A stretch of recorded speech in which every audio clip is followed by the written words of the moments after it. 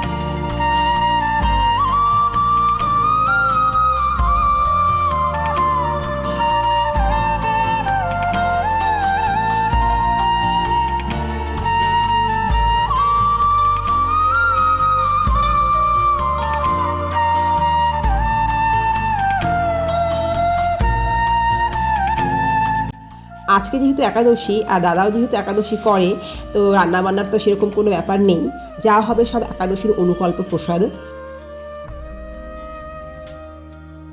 তো বিকেলবেলা দারুণ একটা খেলাধুলোর আড্ডা জমেছিল। প্রথমেই রাধিকা মামার সাথে খেলেছে চেসে হেরে গেছে, মনটা খুব খারাপ। তো বাবাকে ডেকে নিয়ে এসছে, বাবার সাথে একটু ক্যারাম খেলবে, যাতে করে একটুখানি মনটা ভালো হয়, কারণ বাবা যদি দয়া করে জিততে দেয়। তো বিকেলবেলাটা ভালোই জমেছিল।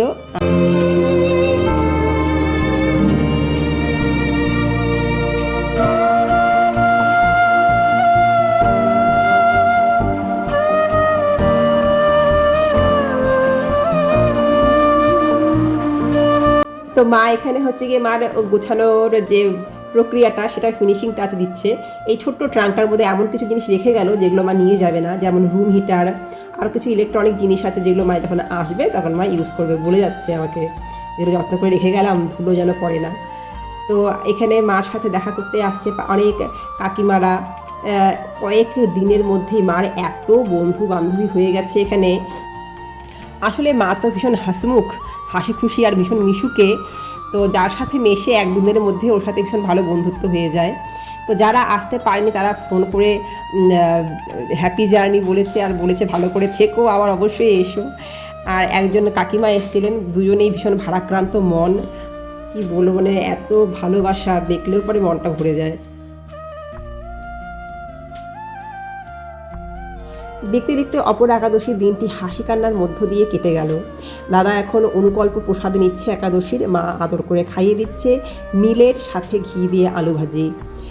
আর যেহেতু পরের দিন খুব সকাল সকালে হচ্ছে গিয়ে উঠতে হবে, কারণ পরের দিন মানে দ্বাদশীর দিন মা বেরোবে। দ্বাদশীর দিনটা এত ভালো একটা তিথি, তো সেই জন্যই এরকম একটা করে দিন ঠিক করা হয়েছে। কারণ এমনও বলা হয় যে যেই মাসে কোনো ভালো দিন থাকে না, তো দ্বাদশীর দিনে যে কোনো ভালো অনুষ্ঠান নেওয়া যায়, গৃহপ্রবেশ থেকে শুরু করে বিবাহ, অন্নপ্রাশন, যে কোনো কিছু। তো মার বাড়ির ওই ফ্ল্যাটের তো গৃহপ্রবেশ হয়ে গেছে, তবুও এক বাড়ির থেকে আরেক বাড়িতে যেহেতু যাচ্ছে, ওটা তো মার নতুন বাড়ি, তো একটা ভালো দিন দেখে যাওয়াটাই ভালো। তো দ্বাদশীর থেকে ভালো দিন তো আর হতেই পারে না। এই দিকে রাধিকা পাহারা দিয়ে দাঁড়িয়ে আছে, কখন মামার খাওয়া শেষ হবে, কখন মিমা মানে ওর দিদা রাধিকাকে খাইয়ে দিবে। বলছে তো তুমি তো কালকে চলে যাচ্ছ, আমাকে আর কে খাইয়ে দিবে, তাই না? তো মা থাকলে তো আদর করে মাঝে মধ্যে রাধিকাকে খাইয়ে দেয়। তো এখন মাকে বলেছে তুমি খাইয়ে দাও। তো এখন রাধিকা বাটারের প্যাকেট নিয়ে দাঁড়িয়ে আছে, ও ওর ইচ্ছে মতো বাটার নেবে, একটু খালি মুখে খাবে, আর মা ওকে খাইয়ে দেবে। একাদশী দিন রাতের খাবার দাবার আমাদের শুরু হয়ে গেছে। দাদার খাওয়া হয়ে গেল, রাধিকা খাচ্ছে, এখন বাদ বাকি আমরা সবাই খাবো। সবাই মিলে একসাথে একটা ব্রত করার আনন্দই আলাদা।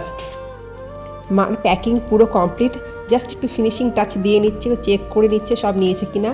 আর এই দেখো ফাইল, এই ফাইলে আছে সমস্ত যাবতীয় ইম্পর্টেন্ট কাগজ, মার সম্পূর্ণ পরিচয়, হ্যাঁ, মার ব্যাংক ঠিকানা, নাম, সব কিছু।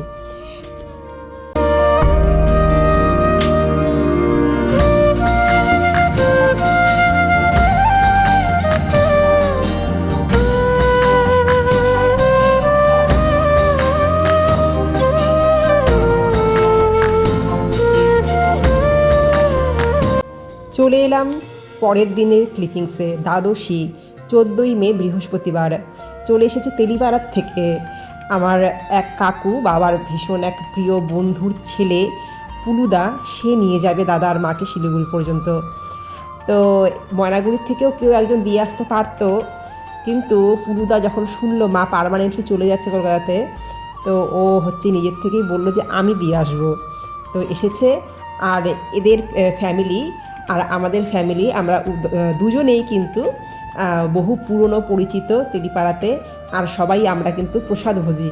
তো এরাও যেহেতু সবাই একাদশী করেন, বৈষ্ণব, তো যাওয়ার দিন, দ্বাদশীর দিন যাওয়ার সময় একজন বৈষ্ণবকে সেবা দিতে পারলাম, এটা কিন্তু আরও একটা এক্সট্রা পাওনা, তাই না? তো প্রসাদ পাচ্ছে, এরপরে মা দাদাও প্রসাদ পেতে বসে পড়বে। আর সকালবেলা কিছু বাল্যভোগে পালন করা হয়েছিল, এখন একটু অন্নপ্রসাদ পেয়ে ওরা বেরিয়ে পড়বে।